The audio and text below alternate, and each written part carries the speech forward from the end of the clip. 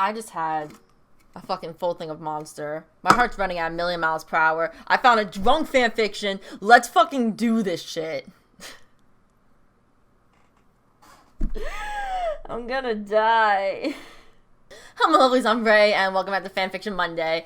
Alright, so, I'm hopped up on caffeine at the moment, so this is gonna be a really good time. I think I'm finally gonna be able to, properly, read this fanfiction, which is called Drunk. Souma x Takumi fanfiction. So it's gonna be some fucking yaoi. So I think that,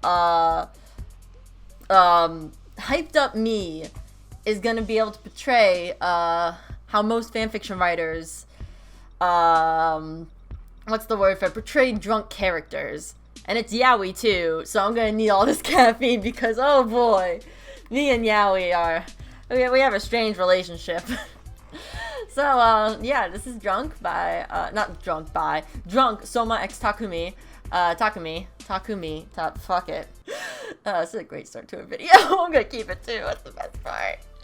So, let's just, jump right into it. Chapter 1. Oh no. It wasn't rare that Takumi and Isami visited the Polar Star dorm. In fact, it was like a second home to them. Outsiders might think it strange that they hang out there almost daily when no one else does.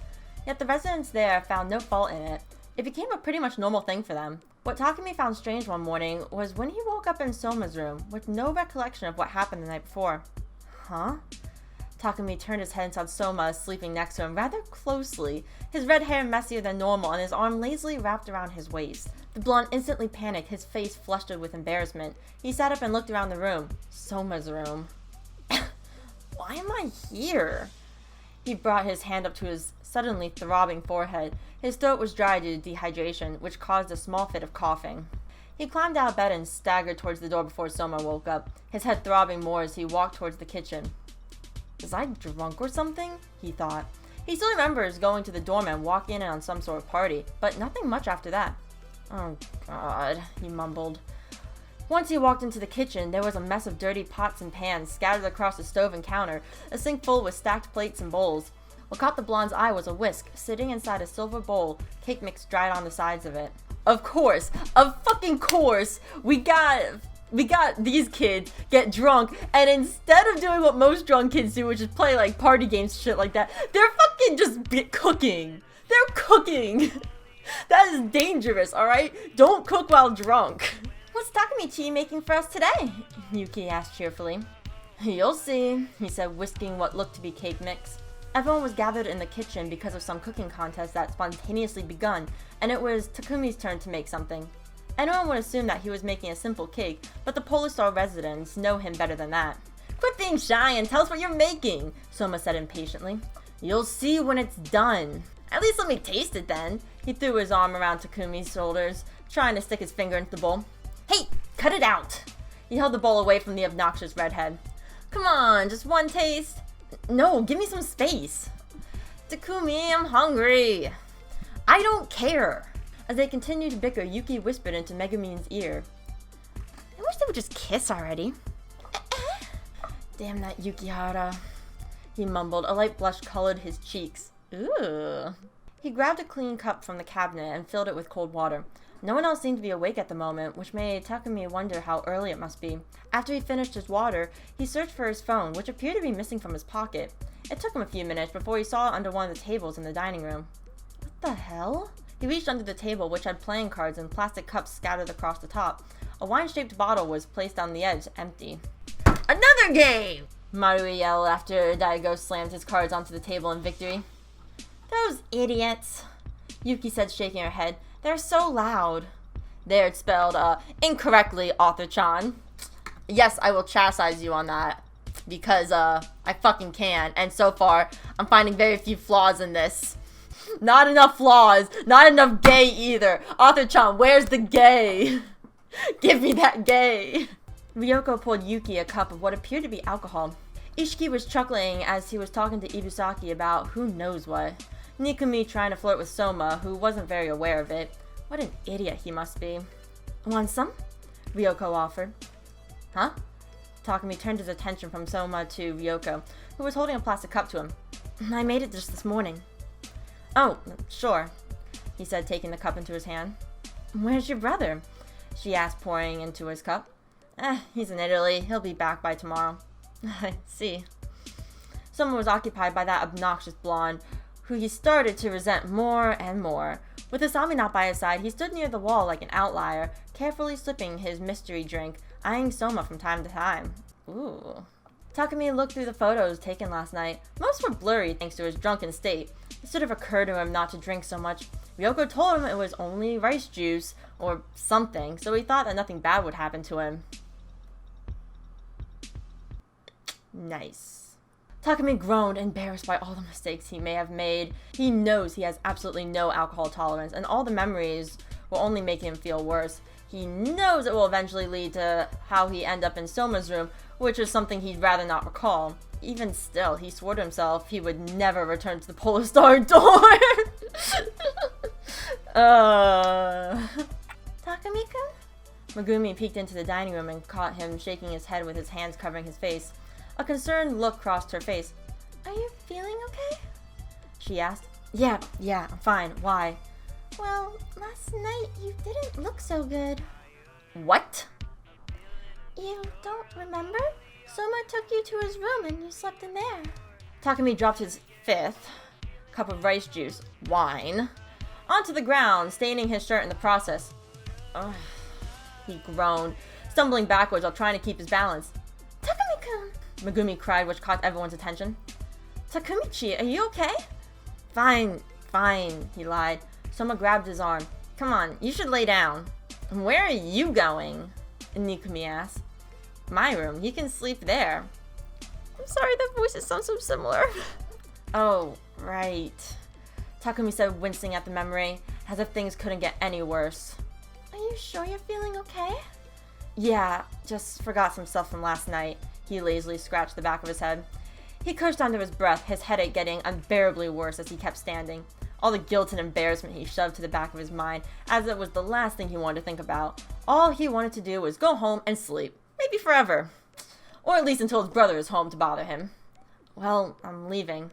Wait! What? He didn't mean to snap, but his irritable tone made her flinch. You should probably leave Souma's sweater here. For the first time that morning, Takumi took notice of his clothes, and surely enough, one of Souma's ridiculous sweaters replaced the white dress shirt he was originally wearing. Ooh! I'm gonna say this right now, I'm liking this story a lot. It doesn't have enough gay for me yet. But you know, we're just getting started. Give me your shirt. Souma opened up his closet and searched through it. I'll give you something to wear. Okay. Takumi struggled to take his shirt off, popping open the buttons as he pulled it over his head.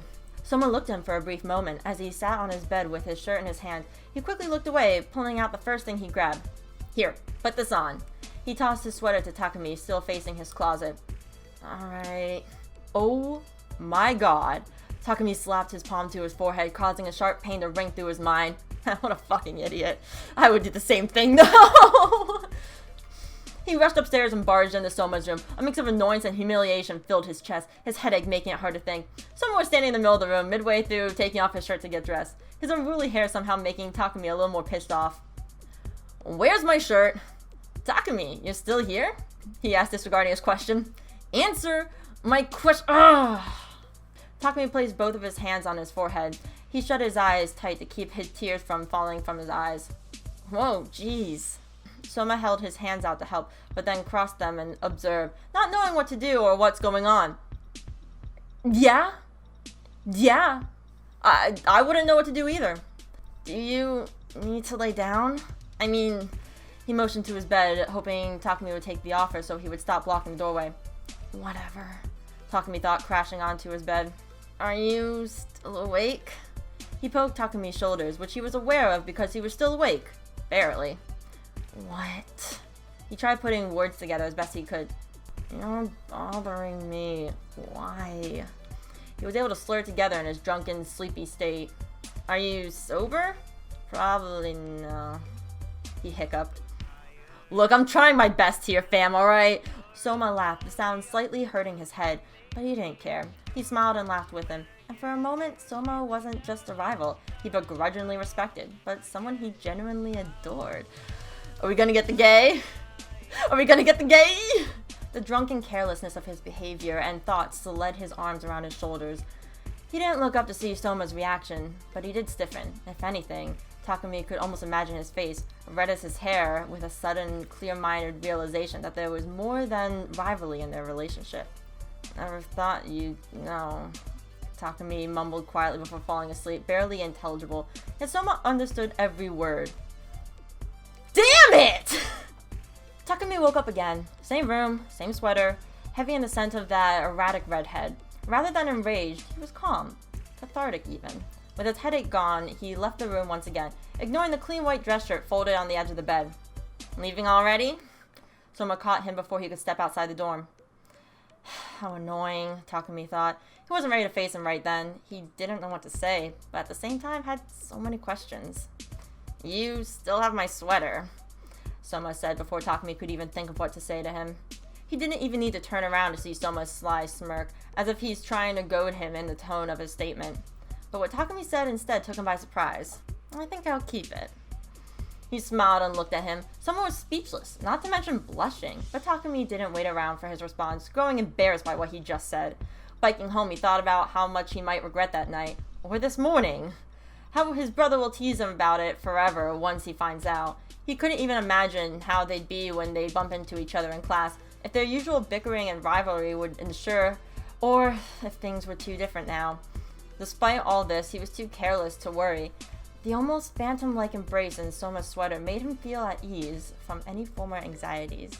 End of chapter 1. Now, I know this is different from a lot of fanfictions that I do, where normally I'm like, what's a bad fanfiction? Let's go! But this one, I don't know, there's something about cute yaoi fanfiction that every once in a while I just like doing. I just like doing cute fanfictions every once in a while. I mean, fuck it, why not? Yeah, so that was Drunk, Souma x Takumi fanfiction. I actually liked that a lot. It wasn't as gay as I was hoping it would be, like, with how the story would go. It wasn't that gay, and I'm actually glad that author-chan didn't really go too far into, like, how everyone was acting when drunk, because fanfiction writers have a bad habit of not knowing what being drunk is like, mostly because they're, like, 14, 15. There's not a lot of fanfiction writers that are over 21 that understand what being drunk is like, so it's always, like, a nice breath of fresh air when either they get it right or they barely go into it, which this one actually did a little bit of both. But yeah, so I actually really like this fanfiction, and I might actually continue reading this in a few weeks. Let me know in the comments down below if you actually want me to continue reading this. So, thank you guys so much for watching. Don't forget to like, comment, subscribe, check out my other videos, recommend making stories, whether it's the fanfiction or the fandom. I'm indifferent on either, and I'm always looking for suggestions. Whether you write them or someone else writes them, I don't care either. I just like when you guys suggest me stories. Don't forget to tell me what you think about the story down in the comment section down below. And don't forget to stay mythical. I'll see you all next time. Goodbye, my lovelies.